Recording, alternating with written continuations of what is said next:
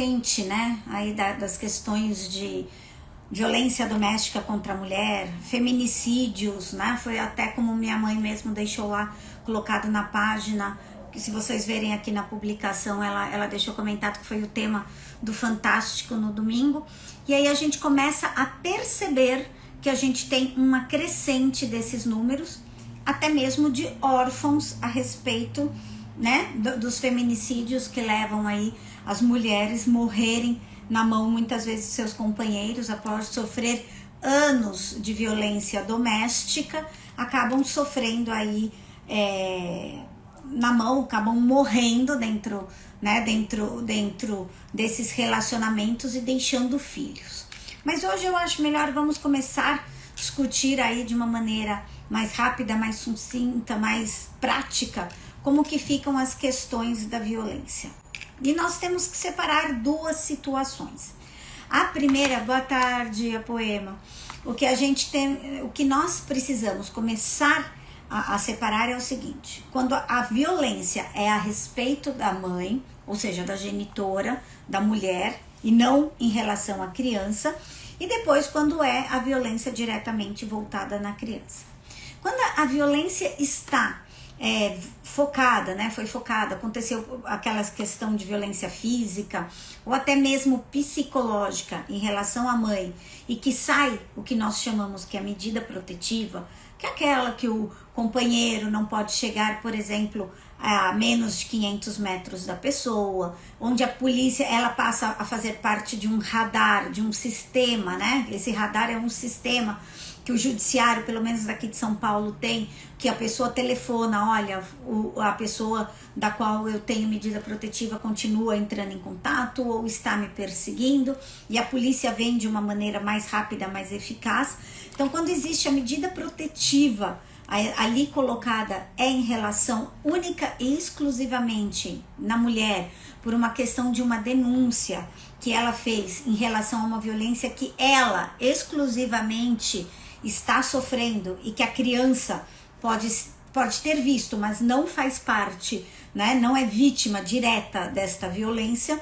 O que acontece? Nós não temos, beijo Ezequias querido, nós não temos uma medida protetiva em relação às crianças e nem tampouco uma suspensão do direito de guarda e do direito de convivência entre, por exemplo, esse genitor e este menor. Então, voltando, recapitulando para ficar mais fácil, né? Porque acabei aí parando no meio. Então, quando a medida protetiva versa de uma queixa, a mulher vai lá que se queixou de violência física, violência psicológica, violência patrimonial, ela se queixa, por exemplo, de estupro marital, no caso cabe, tá bom? Então, quando você é obrigada a praticar relações sexuais contra a sua vontade, né? Mesmo que seja o seu marido, não é uma certidão de casamento que dá o direito dele de possuir você sexualmente falando sem o seu consentimento, isso é estupro marital. Então, quando existe esse tipo de queixa e a queixa é direta, relacionada à genitora, a mulher, onde a criança não é a vítima direta, neste caso não há uma suspensão automática desta guarda, não há uma suspensão automática do regime de convivência deste genitor, por exemplo, em relação à criança. Para isto, muitas vezes nós temos as medidas dentro das varas de família, a gente comunica, vamos supor que o processo esteja em curso ainda, né? Então, teve o divórcio ou isto culminou no divórcio e a gente tenha que entrar com uma ação de guarda. Nós vamos avisar ao juiz que existe essa medida protetiva em relação à mãe. E o que ele vai fazer neste caso? Ele vai suspender porque a mãe não pode entregar? Não. Ele vai determinar que um terceiro, pode ser uma tia, pode ser alguém que conviva, né, com essa genitora, saia da casa e entregue diretamente ao genitor, ou vai autorizar com que esse genitor mande alguém da confiança dele, avisado, óbvio, que a mãe, alguém que a mãe também conheça, e entregue esta criança a terceiros, para que esta mãe entregue a criança. Então, também pode ser a nova companheira, pode ser a tia, pode ser a avó, outra pessoa vai vir buscar e vai ser feito ali o regime de convivência teoricamente normal.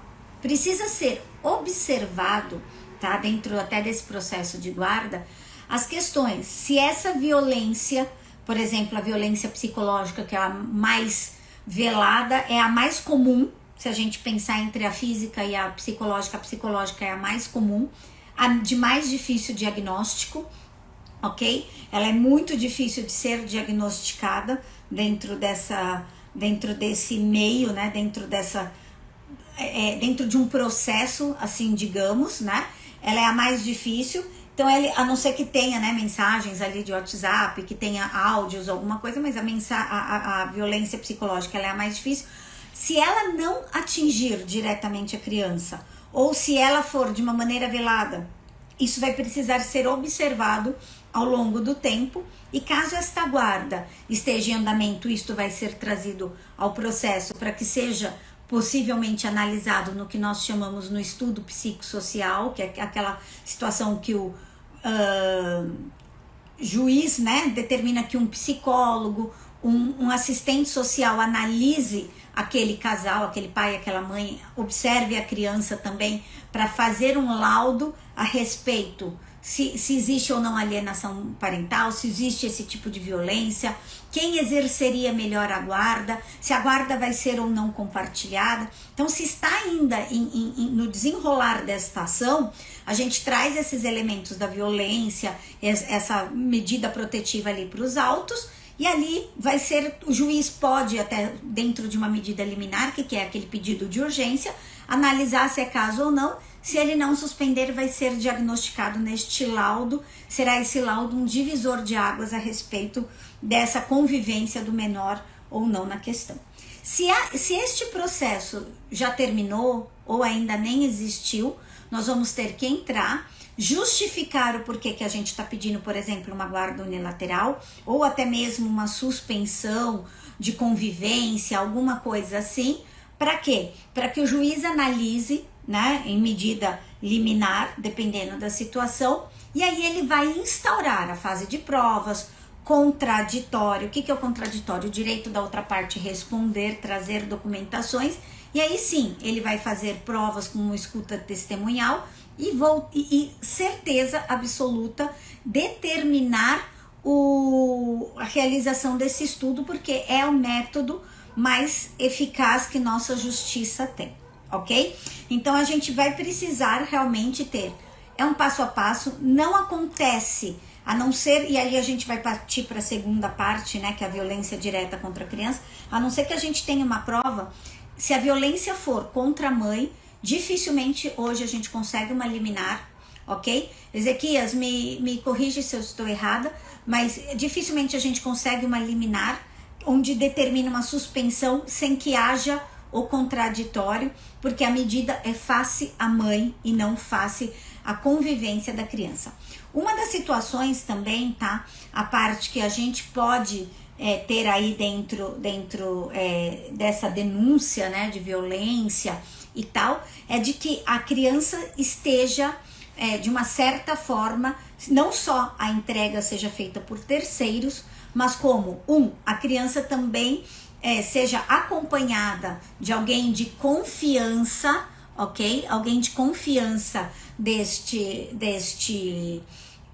desta genitora, ok? Então a gente também vai poder ter um acompanhamento, então o juiz poderá determinar, mesmo que a violência não seja diretamente contra a criança, de que isto seja acompanhado por uma pessoa, ou mesmo que essas visitas sejam realizadas dentro do centro, dentro de um fórum, dentro de um lugar de acolhimento judicial, para que seja, é o que nós chamamos de visitas assistidas, ok?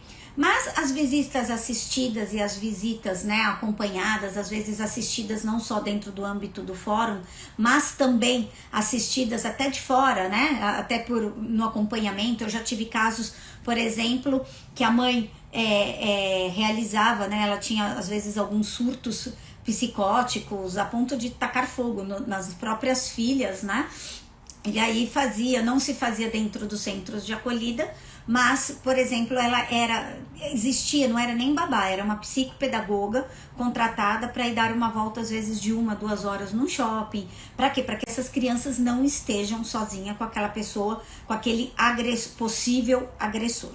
Combinado? E aí a gente vai ter a segunda situação, que é quando a violência é direcionada também, a violência doméstica não só versa sobre a genitora, né? Mas versa também diretamente sobre a criança. É aquela situação onde a violência física atinge a mãe, ou o pai realmente às vezes nem faz a violência contra a mulher, o que é muito difícil ocorrer, porque no fim vira uma violência generalizada, mas ele pratica, por exemplo, bate até espancar como uma forma de corretivo. Ok? E aí a gente tem aquelas marcas, a gente tem uma situação. Ana, eu preciso primeiro ir num conselho tutelar? Não. Ou você pode ir direto hoje com as varas da violência doméstica, todos os fóruns têm, inclusive com plantões, principalmente em épocas de feriados, acontecem muitas dessas situações, é mais fácil ocorrer, elas são mais corriqueiras de ocorrer, inclusive em feriados prolongados, que aquele agressor está muitas vezes em maior tempo, em quantidade de tempo dentro de casa, dentro do lar. Então a gente acaba tendo aí um número crescente. Então as varas das violências domésticas aqui dentro, por exemplo, de São Paulo, que é no fórum, elas trabalham de plantão das 8 da manhã até a 1 da tarde, ou seguir até uma delegacia mais perto para que seja lavrado ali um boletim de ocorrência. Vai ter que ser feito o exame de corpo de delito nesse menor também, ok? E aí vai ser encaminhado, e aí vai existir também uma medida protetiva em relação a esse menor.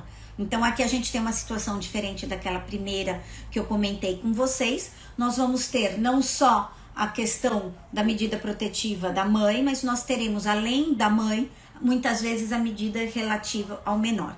Neste caso, quando a gente tem diretamente com o menor, nós entramos com um pedido de liminar. As varas da violência doméstica, inclusive no plantão, já suspendem automaticamente, é o único caso de suspensão automática do que? Da convivência desse genitor com esse menor. E aí sim, não vai ter sequer, neste caso, até que haja ali o processo legal, um estudo, uma análise, né? Até mesmo do pedido de suspensão, da continuação do pedido de suspensão, modificação de guarda compartilhada para unilateral, suspensão dessa convivência, né? Então vai ser suspenso ali os poderes familiares e também a questão da convivência com aquele menor. Aí sim nós vamos ter o quê?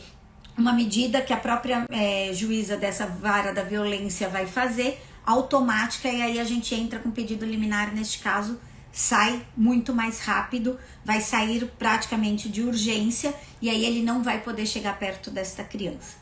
Vai ser obrigado a conviver no futuro? Dificilmente vai haver um reestabelecimento desta convivência posterior. Ou às vezes vai até ocorrer, tá? Mas assistidas depois de que ele comprovou de que fez tratamento psicológico, psiquiátrico muitas vezes, ok? Então, neste caso, sim, a gente vai ter ali uma progressão desta convivência.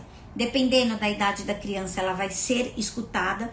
E nos casos de violência física, a psicológica, como eu disse, ela é um pouco mais difícil, mas no caso de violências físicas e até mesmo de violência sexual contra o menor, existe um grupo, existe hoje um tipo de oitiva, que a maioria não sabe, é uma audiência feita pela própria, o juiz faz, o promotor faz, o psicólogo faz, que é uma oitiva diferenciada para se escutar este menor, né, de uma maneira não violenta, para que haja o relato, principalmente em questões de abuso sexual, para diagnosticar.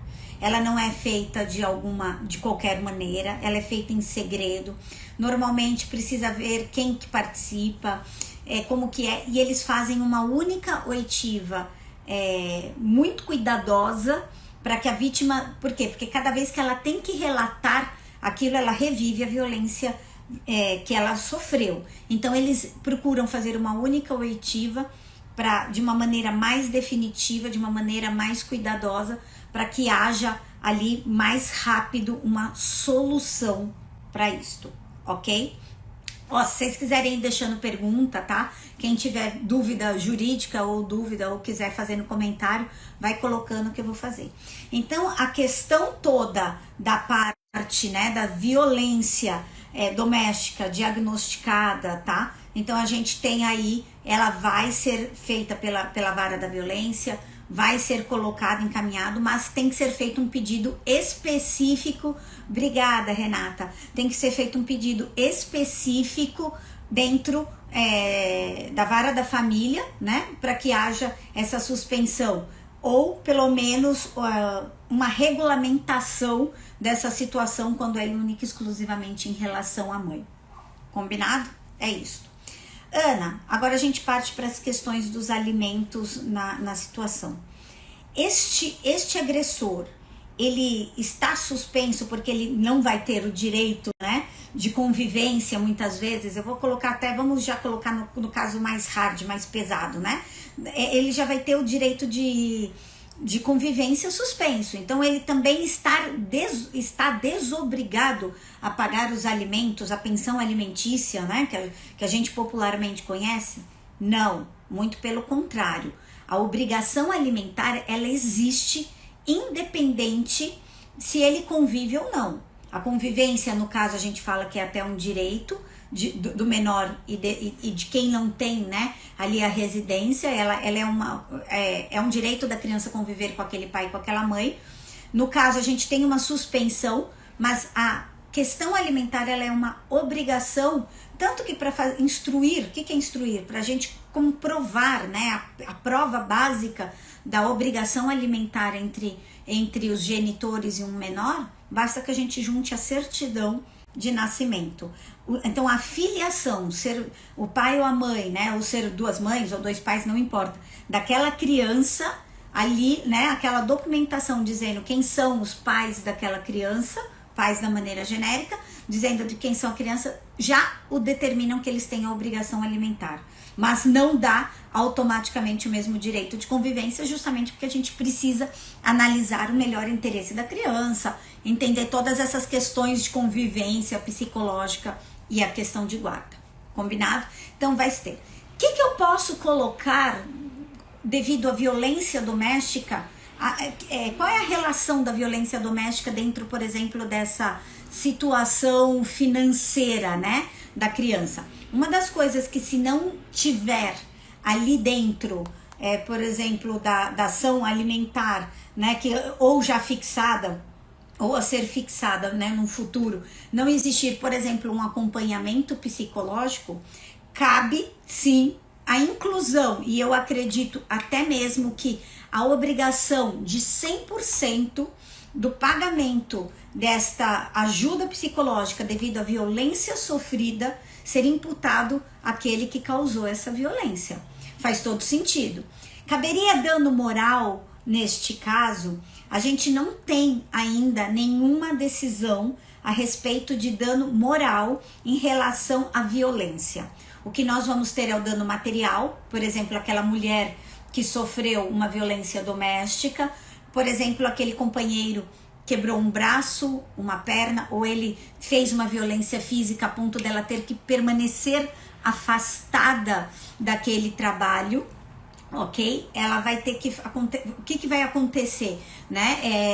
Ela vai ter gasto com remédio, gasto às vezes com acompanhante, gasto às vezes de transporte, medicação, médico, algumas situações, ou até mesmo ela tem um desconto ali de perda. Vamos colocar que alguém que trabalha com a base de comissão. Então, cabe sim o dano material pela violência física colocada. Então, o que a gente tem que entender, tá, é que vão ser duas situações diferentes. Uma vai ser a questão na esfera da violência doméstica, na esfera criminal, ok? Ali que vai correr dentro da esfera criminal, da esfera penal ali. E a segunda é uma questão familiar, né, dentro do direito de família, dentro das varas das infâncias e da juventude, dependendo aí do estado em que você está, qual é a vara que cuida, mas para decidir as questões de guarda, as questões de convivência e as questões de alimentos, tá? Então cabe isso. Vai caber, então dano moral é muito difícil, né, da gente pegar, e aí a gente tem aí, então, mas a obrigação alimentar em nenhum momento vai ser suspensa. Vamos colocar numa hipótese, Poema, eu já leio só as duas mensagens, só um minutinho, que senão eu perco a linha de raciocínio, que eu tô desse jeito, né, de tão cansada a gente acaba perdendo a linha de raciocínio. Então, o que acontece? Vamos supor que este pai, dependendo do grau, né, que é o que foi até a reportagem do Fantástico, dizendo do seguinte: as crianças que se tornam órfãos devido à violência doméstica. Eu vou pegar um caso clássico para vocês entenderem, que eu acho que todo mundo aqui lembra, que é o caso da juíza do Rio de Janeiro, que na virada do ano de 2020 para o ano de 2021, ou foi de 19 para 20, eu acho que foi de 20 para 21, ela tinha medida protetiva contra o ex-companheiro, né? É uma juíza do Rio, ela tinha super nova, tinha 3 filhas com ele, ela tinha uma medida protetiva, ela pediu para suspender essa medida protetiva, porque as crianças, as meninas, de tanto que o pai falou na cabeça delas, porque não, a medida protetiva era em relação à mãe e não em relação às crianças iam para convivência, o pai foi fazer na cabeça, essas meninas pediram para a mãe tirar, ela tirou essa medida protetiva, ela parou de ter, porque nesse caso essa moça tinha inclusive força policial, ela saía com segurança, força policial de casa e tudo, e elas pediram para que a mãe tirasse, que elas não queriam mais conviver com aquela, que cada vez que elas saíam tinham que estar acompanhada e tal, e toda aquela situação, e a juíza cedeu. A cabo de poucos dias disto, que ela pediu para que fosse baixada essa medida, que ela pediu a retirada dessa proteção que ela tinha, foi Natal, dia de Natal, e ele pegou e falou para ela assim: você vem me encontrar para trazer as crianças. Marcou com ela na frente de um shopping na Barra, deserto, 24 de dezembro, 8 horas da noite mais ou menos, num lugar deserto. Ele matou ela a tiros na frente das 3 filhas, entendeu? Então, e o que aconteceu? Foi pego em flagrante, a situação toda, teve alguém que viu, foi preso em flagrante e tal, e essas crianças se tornaram órfãos do quê? Do feminicídio. Por quê? Por que elas se tornam órfãos? Porque a mãe veio a falecer e o pai está preso, né? E aí, como que ficam essas crianças? Quem que paga a pensão? E aí a gente tem a situação.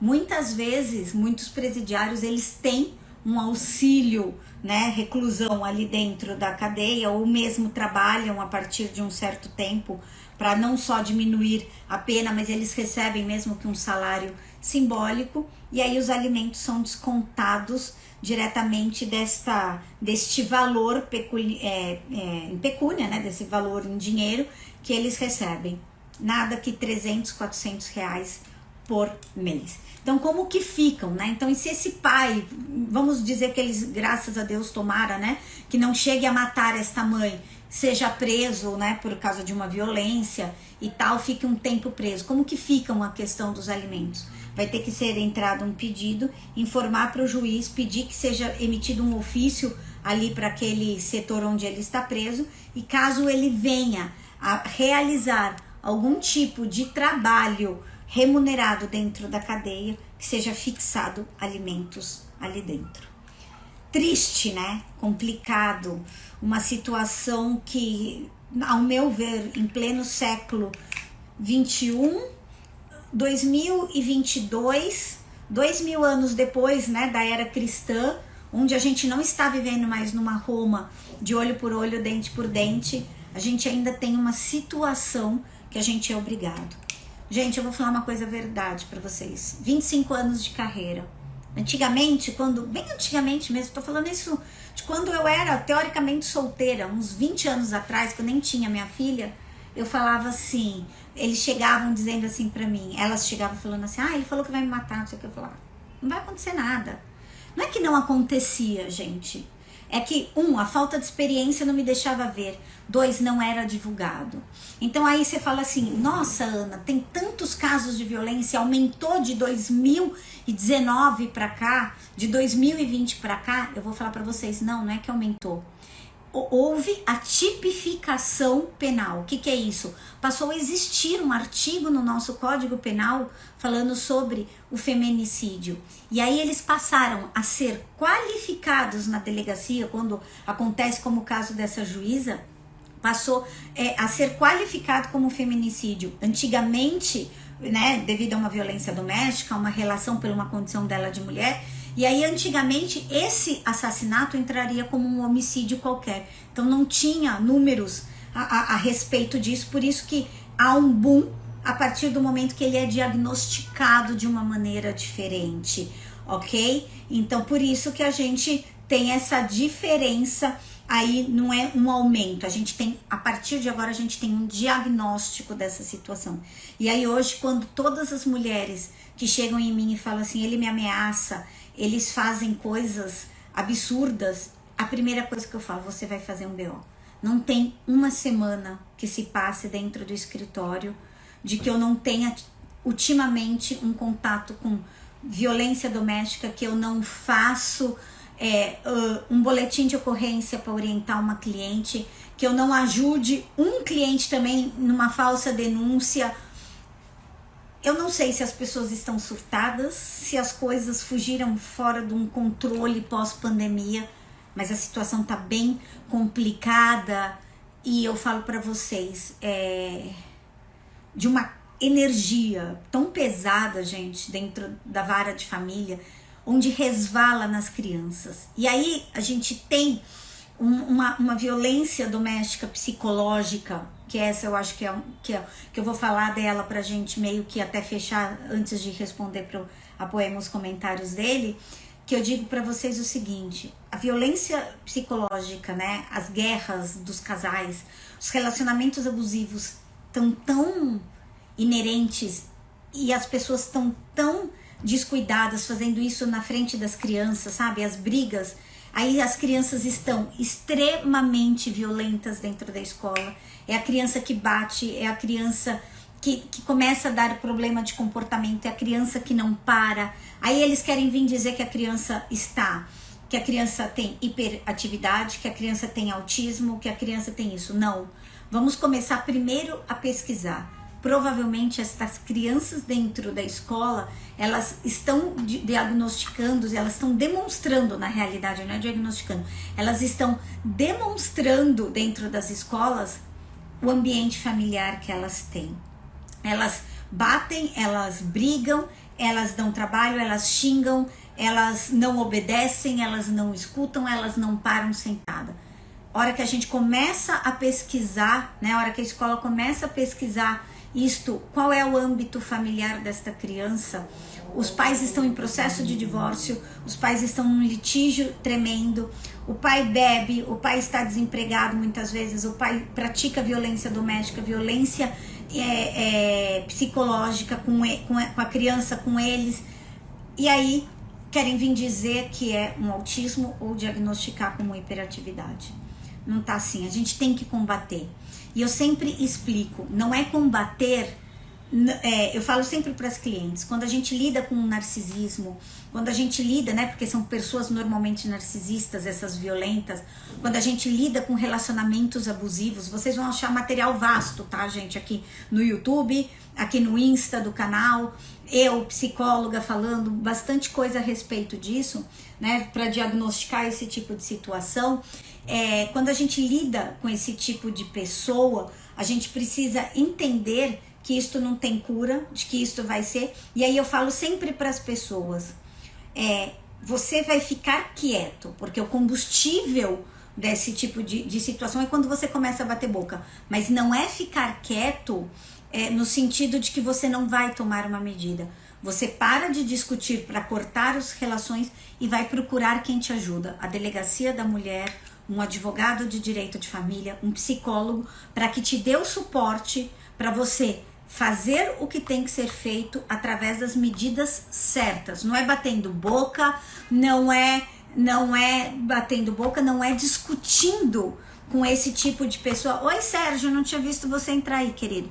Não é batendo boca, não é discutindo, não é fazendo da maneira errada, criando prova no WhatsApp, ameaçando, mandando, entrando, colocando a família no rolo que a gente vai resolver essa situação. É fazendo um boletim de ocorrência, é denunciando, porque, gente, fazer um boletim de violência doméstica dá para ser feito aqui em São Paulo, por exemplo, online. Você não precisa ir até a delegacia, só que você tem 6 meses para se dirigir a uma delegacia da mulher. A medida protetiva, ali eles colocam o diagnóstico se você quer ou não. A gente consegue pedir, vai para a vara da violência para saber se vai ser dado ou não. E vocês têm 6 meses para representar. É assim que a gente para a violência doméstica.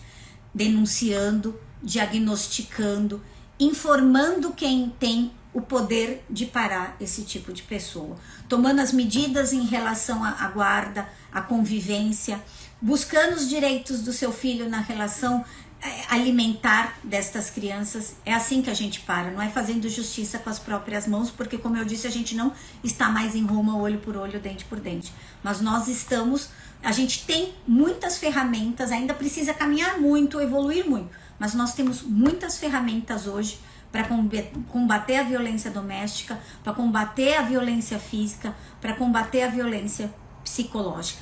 Existem tratamentos gratuitos, existem órgãos que te atendem sem que você precise pagar. A justiça ninguém vai conseguir brecar e a verdade uma hora aparece, ok? E tomem cuidado. Agora deixa eu ler só aqui os comentários, que senão, quando a medida protetiva é imposta, porque... e que os juízes não decretam logo essa pensão provisória, porque não tem, tá? Muitas vezes até acontece na vara da violência doméstica, se for como criança, às vezes eles colocam, tá, Poema? Mas é muito difícil, porque como as questões alimentares, a pensão alimentícia, os alimentos que a gente chama, ele é um processo que corre num rito próprio, mais célere, né? Ele não vai naquela situação, ele atende, vamos chamar assim, de regras, para que o pessoal que não é da área de direito entenda. Como ele obedece regras específicas, né? Porque a criança não pode esperar, ele precisa correr num processo à parte. Normalmente, a violência doméstica em relação à criança, a criança não é à parte. Normalmente vai ser o Ministério Público, e aí a criança, na questão dos alimentos, a criança que vai ser quem demanda esses alimentos, por isso que muitas vezes não há uma fixação do provisório, tá? Muitas vezes o que a gente vê já é uma fixação, às vezes da suspensão da convivência, e aí a gente tem, aquela história que é o bombeiro para apagar um incêndio, e aí depois a reconstrução e a organização dessa casa que pegou fogo, a gente tem que fazer na justiça da família, que é vara própria para isso, tá? A gente tem um problema aí em relação à competência do juiz, não é competência de ser competente, tá, gente? É competência que a gente fala em razão da matéria. Ele aquele juiz da penal não tem, ele não pode definir questões da vara da família, ele estaria invadindo a sala do coleguinha, assim digamos, ok? Isso ajudaria demais essas mulheres para não voltar para o relacionamento. Gente, para quem não assistiu, fica aqui minha indicação para assistir Made, que é aquele seriado do Netflix em 10 capítulos, que é uma história, né, na realidade conta a história de uma mulher, uma história verídica, né, na realidade, representada em 10 capítulos, sobre relacionamento abusivo. Eu não sei, quando eu assisti, eu não sei se eu fiquei chocada, horrorizada, se me deu tristeza, se me deu um desespero. Me veio várias ideias na cabeça para fazer um projeto com essas mulheres de violência, de abuso. Eu ainda vou colocar esse projeto, eu já tenho quase todos os voluntários para ele, eu ainda vou colocar esse projeto em dia. Eu precisava organizar umas outras questões antes de colocar, mas eu vou falar. Lá eles falam que a mulher muitas vezes volta 5, 6 vezes pro abusador antes dela tomar uma coragem. Lá a gente vê como funciona o sistema de proteção à violência da mulher, com realmente abrigos onde elas não são localizadas junto com as crianças, como que funciona todo o esquema. É muito interessante. É uma pena que dentro do Brasil a gente não tem espero que dizer ainda uma estrutura dessa. Rezo todos os dias para a gente não ter violência, mas que se a gente ainda tiver, de que a gente tem um sistema que funcione como funciona lá. Fica aí para vocês darem uma assistida, é uma coisa impactante isso. Lembrando que essas mulheres vítimas de violência, elas não precisam de julgamento. Quem volta muitas vezes por uma questão de pressão dos filhos, por falta de apoio familiar direto, ou seja, dos pais dela, de irmãos, da rede de apoio que a gente chama dessa pessoa. Ela volta porque ela não tem para onde ir. Ela pensa que ela não pode carregar 3 crianças, diferente dos Estados Unidos, dessa história que vocês vão ver que ela pega a filha e vai pro abrigo. Ela não tem para onde ir, ela não tem um teto, e ela fala, eu não posso ficar às vezes com 3 crianças. Então ela se sujeita a morrer na mão de um cara na violência doméstica, porque ela não tem como ir embora e, por exemplo, abandonar as crianças para trás, e ela não tem para onde ir. E muitas, quase para não dizer, eu acredito que quase 90% das vítimas de violência doméstica são dependentes financeiras.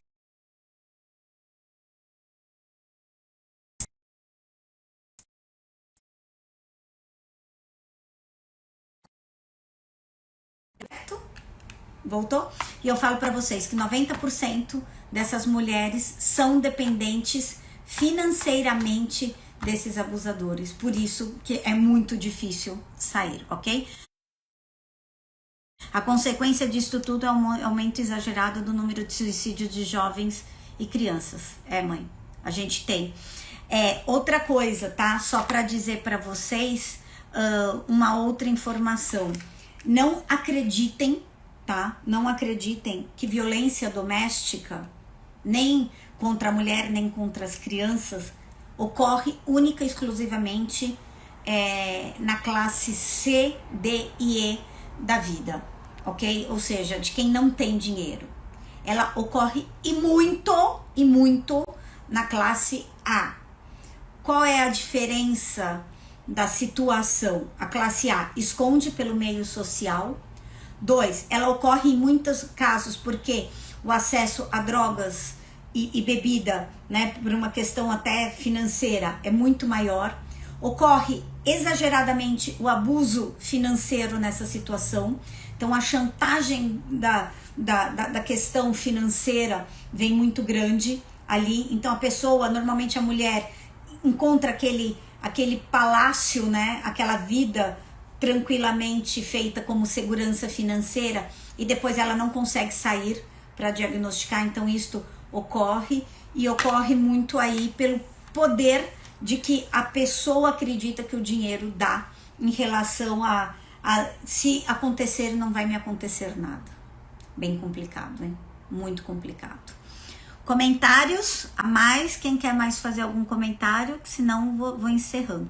Sérgio, com certeza na Rádio Justiça, faz 2 semanas a gente colocou aqui no canal, falando a respeito, né, do divórcio e sobre o narcisismo. É uma das lives mais vistas do canal, mais comentadas, é uma das que mais traz o pessoal pro nosso dia a dia. Aqui é sobre o narcisismo, sobre tudo isso que está acontecendo.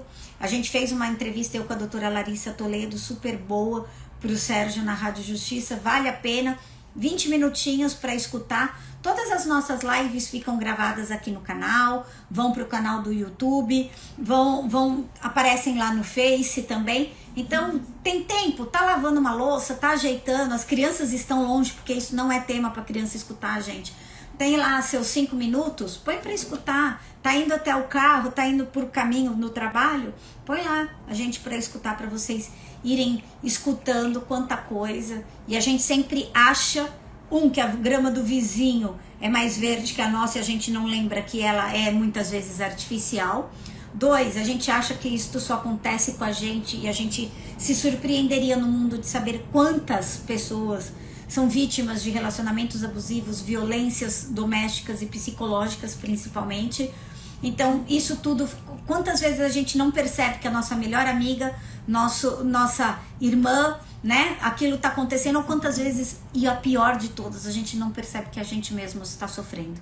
Então ficar todo mundo atento, fazer o material circular, porque isso daqui para mim não é dinheiro não, isso daqui para mim é informação, é fazer o trabalho social a qual eu me proponho sempre a fazer, combinado? Existe em alguns batalhões no estado de São Paulo uma patrulha especializada no atendimento a casos envolvendo Maria da Penha. O doutor Alfarano é um cliente meu e policial, e ele tá comentando aí, olha, muito legal a respeito que existem patrulhas. Sim, existem, tá? Então a gente tem que fazer valer. Uma vez medida protetiva, se acontecer qualquer coisa, telefonema. Quando a gente vê, tem 9, aqueles barracos em prédio, né, que a gente vê gigantes, mas que a gente vê tem 9 viaturas paradas para que se evite alguma coisa, realmente. No menor dúvida, procure ajuda. Não sei se está acontecendo ou não, procure alguém, um psicólogo, um advogado de família, alguém da sua confiança, conte, pergunte para saber se você está realmente vivendo isso, para que você possa pedir socorro e tenha aí a ajuda. Combinado? Certinho todo mundo?